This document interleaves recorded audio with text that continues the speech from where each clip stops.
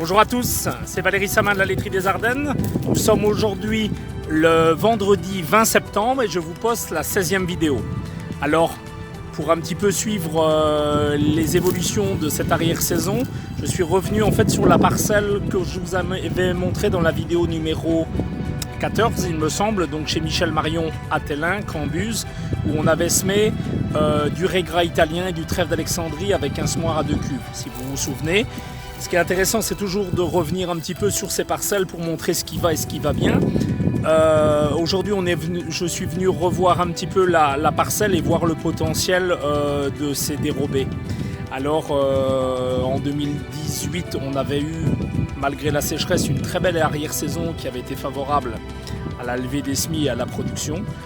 Aujourd'hui, on est en 2019 plutôt en attente, depuis le 15 août où les dérobés ont été semés. On est quand même un petit peu dans l'incertitude du résultat de ce que ça va donner. Donc pour rappel ici, chez Michel, quand on a filmé, on était je pense que je vous ai posté la vidéo le 14 août, donc la veille du 15 août. Il a dû pleuvoir, donc si vous vous souvenez, la qualité du semis était bonne, mais par contre on roulait en conditions un petit peu humides. Le roulage avait été un peu limitant, on avait roulé avec un rouleau lourd un peu trop plombant. Et puis ensuite ici il a replu le week-end du 15 août, en fait de façon assez conséquente, une vingtaine de millimètres. Et puis depuis on n'a plus rien. Donc on a eu de l'eau en suffisance pour une bonne levée. Et puis aujourd'hui on est sur une culture dérobée qui est en ligne, qui est au stade, on va le regarder tout à l'heure, 3-4 feuilles, les trèfles sont présents, une concurrence surtout sur les andins. Ici la batteuse, même si c'était une grande coupe et une batteuse moderne, il y a eu énormément de pertes, beaucoup trop de pertes pour une récolte réalisée par un entrepreneur. Donc à la place des andins, comme on a fait un travail ici superficiel de déchômage, et c'était bien parce que il n'y avait pas besoin, la terre se prêtait bien, il n'y avait pas besoin de faire de labour. On a quand même une grosse compétition au niveau des andins. Et on va voir le phénomène également de manque d'azote. Il y a eu beaucoup d'exportations de paille et des rendements plutôt corrects. Et donc je pense qu'on est avec des reliquats azotés qui sont plutôt faibles. Mais vu les conditions climatiques aujourd'hui, l'apport d'engrais, en plus si on est en SIE, c'est totalement interdit sur les surfaces SIE à partir du moment où elles sont semées. On peut le faire avant semis, mais pas pendant le cours de la période des SIE. Donc on va voir que l'azote est pénalisante et surtout l'eau est pénalisante. Alors on est le 20 septembre et aujourd'hui, ce qu'on a, on attend peut-être quelques pluies qui pourraient rattraper le coup dans les semaines à venir. Mais il va falloir vraiment que ça se produise assez rapidement parce que sinon ces semis nous conduiront pas à une récolte attendue pour l'arrière-saison. Par contre ce qui est intéressant, et c'était l'option qui était prise ici, en conditions sèches, on sème un régras italien et un régras italien c'est récoltable l'année prochaine au printemps. Ce qui sera plus difficile, ou ce qui c'est même totalement impossible pour les mélanges type métail, type LDA cover avec des poids des vesses qui sont gélifs et eux qui, si on ne réussit pas la récolte cette arrière-saison, ne seront pas récoltables pour l'année prochaine. Alors on zoome un petit peu sur la parcelle, on passe en observation et on regarde ce qu'on peut regarder sur la levée, sur le stade, sur le besoin d'azote et sur la compétition au niveau des andins. Une vue de la parcelle. Alors on avait en fait 2 niveaux de fertilisation. Il y a eu une partie de la parcelle où on a eu un apport de lisier et juste avant le semis. Mais en fait visuellement on voit pas forcément de différence. Alors vous voyez ici, je suis pile sur un andin de batteuse et donc ici c'était de l'épeautre. Donc en fait on voit réellement que la repousse pénalise fortement le développement du régras. Ensuite si on se met dans une interrang entre andins, On a un régras qui aujourd'hui est à un beau petit stade, on est en stade développé bien levé, avec, si vous vous souvenez, donc on avait le semis avec un semoir à disque avec roue plombeuse, donc le régras c'est bien développé, et les trèfles d'Alexandrie qui eux étaient semés à la volée, donc c'est pour ça qu'on les retrouve un peu plutôt dans les interrangs. Ici, ce qu'on peut noter, on a une terre qui est... bon, bien sûr, il fait très sec et donc on a un peu ce phénomène-là, mais ici, on avait roulé en conditions beaucoup trop humides et avec un gros rouleau lourd, et on a une terre qui est très dure en surface et qui pénalise un petit peu les régras. Les trèfles sont là, ils sont là et voilà, aujourd'hui ils sont développés correctement. Il faudrait pas, bon, aujourd'hui ils seraient pas sensibles à une gelée à ce stade-ci. Alors on voit que pour l'instant, regardez, j'ai de l'herbe au niveau de ma main, donc je suis à 7-8 cm. La masse peut doubler, tripler. On est encore très loin d'avoir un potentiel suffisant de récupérer, comme on le dit souvent, autour de 1,5 tonne, 1 tonne à 1,5 tonne de matière sèche sur ces dérobés. Ne soyons pas pessimistes, de la pluie et de la chaleur peut encore rattraper le coup, sachant qu'on est quand même le 20 septembre. L'objectif était ici de récolter ça en le semant autour du 15 août, d'avoir sur 70 jours une production fourragère. Donc 15 septembre un mois, 15 octobre et puis on est à la fin octobre. Donc on a encore devant nous 30 à 40 jours. Il faut absolument qu'on ait de l'eau, que les nuits soient et aucune gelée, donc avoir 30-40 mm là-dessus pour récupérer du potentiel fourragé. Alors, comme je l'ai dit tout à l'heure, rien n'est mal fait dans le sens où on pourra assurer également une récolte au printemps. Alors on voit l'effet de l'azote. Ici chez l'éleveur il y a eu un problème avec le semoir à engrais, mais lors de la fertilisation de l'épeautre. Et donc on voit, on a un effet très vert. Alors en production de masse, finalement les régras sont un petit peu plus feuillus, sont un petit peu plus couvrants, vous voyez la différence, mais c'est pas du simple au double. C'est-à-dire que si aujourd'hui le facteur limitant c'est principalement l'eau et l'azote passant en second point, aujourd'hui amener de l'engrais, de toute manière sur des surfaces SIE c'est pas possible, mais amener de l'engrais sur ces parcelles-là qui sont sur des sols très secs n'apporterait pas de résultat pour l'instant. Voilà par rapport à la situation un mois plus tard. On va faire le point maintenant sur quelques parcelles de maïs. Alors suite de la vidéo, deuxième partie. La dernière fois qu'on s'est vu à la vidéo numéro 15, on a parlé de maturité de maïs et d'interprétation. On est 15 jours plus tard, on a eu plutôt du beau temps. Et malgré ça, en fait, même sans pluie, on a plutôt des maïs qui résistent très bien à l'arrière-saison et qui restent avec un profil très vert. Alors, parce qu'on m'a fait quelques commentaires lors de la dernière vidéo où en fait j'ai montré un maïs qui est plutôt correct et plutôt beau. Ici aussi, on est, en fait, je me suis déplacé, on est du côté de Ciney, pour mettre quand même un petit peu entre parenthèses quelques régions où là, la végétation de maïs n'est pas du tout égale à celle-ci et on est sur des maïs beaucoup plus desséchés, très irréguliers, avec moins de masse, moins de hauteur.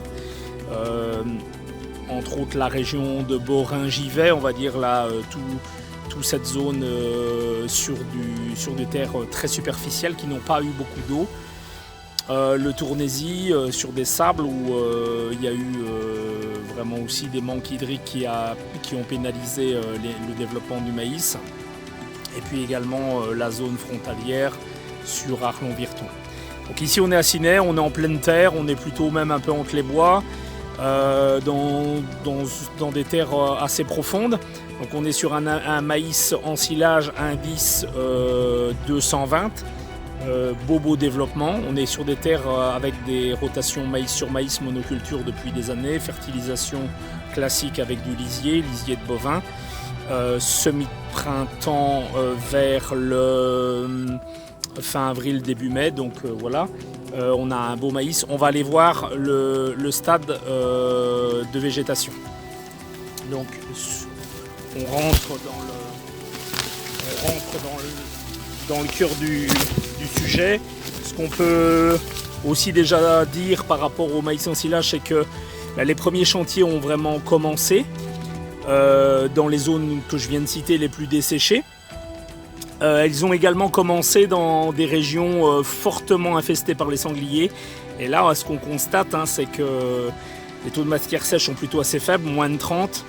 On a quelques silos qui coulent.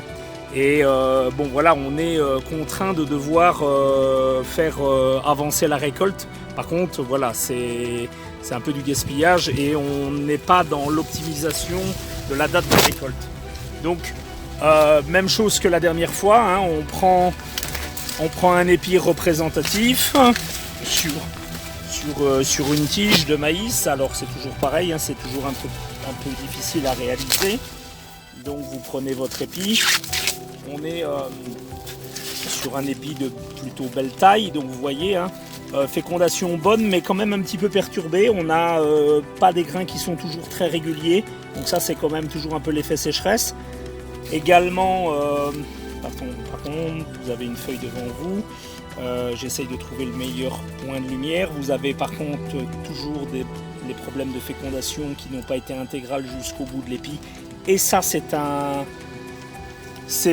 des risques d'apparition d'ici quelques temps de charbon des inflorescences.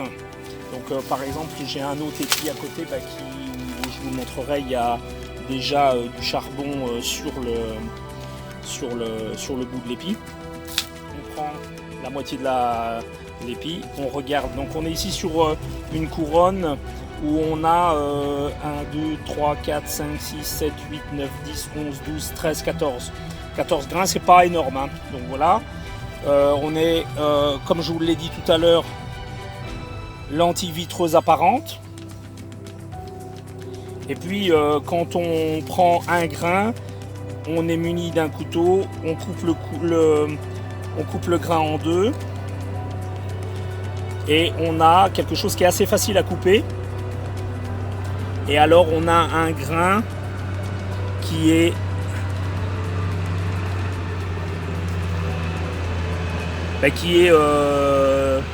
vitreux sur l'extrémité et assez farineux sur le dessus, mais avec encore une pointe.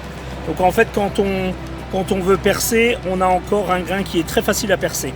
Donc pour l'instant, la maturité du grain, elle n'est pas acquise. On n'est pas encore au bon stade. Ici, on est en train d'acquérir de l'amidon farineux.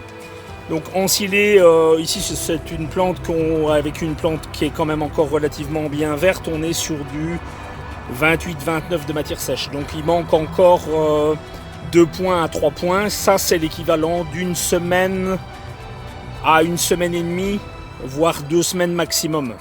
Si on a du temps comme les dernières semaines, on est à 2 points par semaine, donc encore 2 semaines on sera, comme prévu dès le début, on sera dans le bon à partir de fin septembre. Alors après on peut également interpréter un petit peu l'humidité, le taux de matière sèche de notre maïs en tordant les cannes de maïs. Donc on prend une tige et puis on tourne un petit peu cette tige pour voir un petit peu si il en sort encore un peu du jus. Et une technique également, c'est de couper une tige et de voir en fait, alors c'est pas toujours très facile à faire avec une caméra, mais on peut essayer de croquer un peu cette tige et de voir encore si on a une alimentation. En fait, on a encore des tiges qui sont très très riches en sucre. Donc on est en pleine alimentation de notre grain. Donc ça serait dommage d'ensiler maintenant parce qu'on a encore une alimentation. Voilà par rapport à ça. Pareil, quand on observe également les plantes, on est après des stress thermiques et hydriques comme on a connu, comme l'année dernière, sur des plantes qui présentent des dégâts de fusariose sur les feuilles, sur les tiges. Et donc ça, c'est des sources de développement de fusariose, de mycotoxines. Donc point important, mon discours il n'est pas forcément commercial, mais c'est un point important que vous devez retenir, surtout vous éleveurs laitiers, parce que ça a des conséquences sur la santé animale, sur la santé mammaire, conservateurs d'ensilage, sur ces maïs-là qui sont des maïs à risque, où si l'humidité arrive dans les semaines à venir, et c'est ce qu'on souhaite, on va avoir des développements de charbon des inflorescences et de fusariose qui vont indéniablement marquer et contaminer nos ensilages de maïs. Donc petite conclusion de cette vidéo numéro 16 par rapport à la maturité du maïs, par rapport à la dernière vidéo, voilà, on a acquis, on était plutôt à 25-26%, on flirte avec les 29% maintenant. Vous pouvez toujours retrouver également les avis du CIPF où là, les échantillons sont faits de façon rigoureuse avec des taux de matière sèche réalisés. Sur des maïs avec des stand green très élevés comme ici, et des grains qui sont aujourd'hui en plein remplissage, donc c'est-à-dire avec encore très peu de vitreux et encore une partie en lait assez importante, il n'y a pas besoin de s'affoler, sachant quand même toutefois qu'il faut se positionner par rapport à un calendrier d'entrepreneur et une organisation de vos chantiers. Donc si vous êtes dans cette configuration-ci, type Condro, ben voilà, on peut sans aucun problème commencer à ensiler fin de la semaine prochaine et de façon optimum la semaine suivante. Alors on peut nuancer également la qualité d'amidon qu'on souhaite obtenir dans nos ensilages. Chez les éleveurs laitiers qui ont réalisé des ensilages d'herbes plutôt très riches et très précoces, on se rend compte, d'après les premières analyses de fourrage, mais ça c'est un peu au cas par cas également, qu'on a des ensilages qui sont très riches en sucre. Un peu la même référence que le même cas de figure que l'année 2017. Donc sur des ensilages d'herbes très riches en sucre, des taux très élevés, 10-12%, on n'est pas obligé, il est plutôt recommandé d'ensiler même plus tardivement. C'est-à-dire de monter peut-être la matière sèche un petit peu plus haute, d'avoir un maïs un petit peu plus mûr, avec un amidon plus structuré, plus farineux et plus vitreux, pour combiner à la fois du sucre dans les herbes et plutôt des amidons lents qui vont travailler dans l'intestin et moins dans le rumen avec le maïs ensilage. A contrario, je ne vous refais pas le raisonnement, si vous avez plutôt réalisé des ensilages d'herbes plus structurés, un petit peu moins digestibles et plus probants en sucre, alors par exemple si vous êtes sur des fétuques, des dactyles, des fourrages récoltés un peu plus tardivement et donc avec des teneurs en sucre plus faibles, alors à ce moment-là, c'est pas non plus rédhibitoire d'avancer un petit peu la date de récolte du maïs afin d'obtenir un maïs avec une proportion en sucre. C'est pas ce qui est recherché, mais on peut tolérer de récolter ces maïs à 31-32% de matière sèche. Voilà, c'est un peu le choix. C'est plutôt pour les éleveurs qui ont des taux de sucre élevés, qui peuvent alors reporter un petit peu la date et monter un petit peu leur teneur en matière sèche. Je parlais cet après-midi également avec un éleveur qui distribue des betteraves fourragères, ben là avec des taux de sucre assez élevés. Donc on peut plutôt postposer un petit peu la date et là on peut ensiler dans les premières semaines du mois d'octobre afin d'avoir une teneur en matière sèche plus élevée et surtout un amidon beaucoup plus structuré, c'est-à-dire farineux et vitreux, mais qui sera quand même digestible. On parlera lors de la prochaine vidéo de l'appréciation, de l'éclatement, l'éclatement des grains, donc la méthode d'appréciation, et on ira voir un chantier d'ensilage et là je vous montrerai comment on peut regarder si votre entrepreneur travaille bien et l'éclatement des grains est bon. Je vous souhaite sur ces mots, cette vidéo que j'arrive jamais à faire très courte, une bonne semaine de travail. Je vous dis à la semaine prochaine pour une prochaine vidéo. Merci à tous, vous likez et je vous remercie d'être toujours aussi nombreux. On a dépassé les 2000 vues lors de la dernière vidéo. On voit que la maturité du maïs, c'est quelque chose qui vous intéresse et on est au plus près de l'actualité. Donc merci de cette écoute et à la prochaine fois.